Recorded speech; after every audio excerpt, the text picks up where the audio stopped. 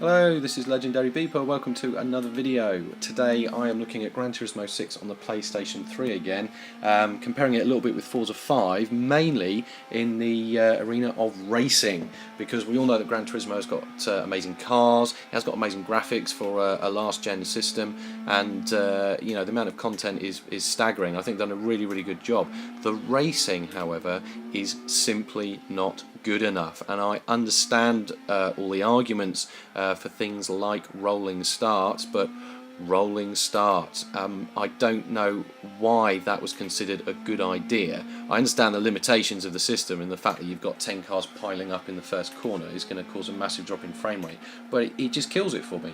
You start at the back, you have to spend then the next 2-3 laps, or however many laps it is, just getting to the front, and it isn't fun. It's not fun at all, particularly when you've got no damage model and you've got no real punishment for, there we go, coming off, and that's down to my crappy driving, admittedly. But there is, you know, what's the incentive for me to try and get any better in this particular mode? I just want to plough my way through the field. I just want to get to the front, get my credits, and buy cars. But as far as the racing experience go, you know, it's not there. The cars are slightly better than Gran Turismo 5, or the other races rather are better than Gran Turismo 5. They've got a bit more of a fight, but not much. I mean, you can see here again, I'm just going through the pack, going through the motions, and it's just really boring. And it got to the point, you know, when I was playing earlier on, it just frustrates me because it's there, you know, it's such a good game, and then the racing lets it down, and you know, that's why I suppose I do play Forza a lot more, even though there's a lack of content.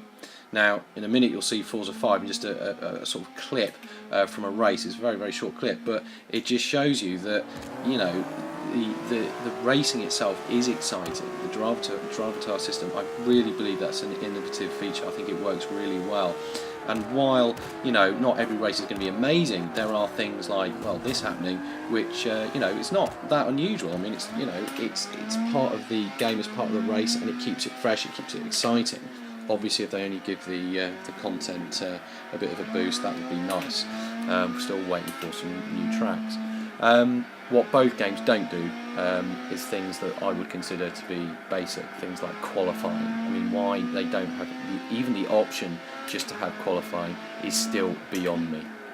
Well, there you go, I'm having a bit of a moan, I know, but I'm going to end on this, because what Gran Turismo does, and what I think it's always done really well, when it lets you just pick a car, it lets you pick a track, in this case the Nürburgring, and just allows you to drive and enjoy the amazing physics, enjoy the amazing graphics, and you know, I can spend a considerable amount of time just really enjoying this mode of the game.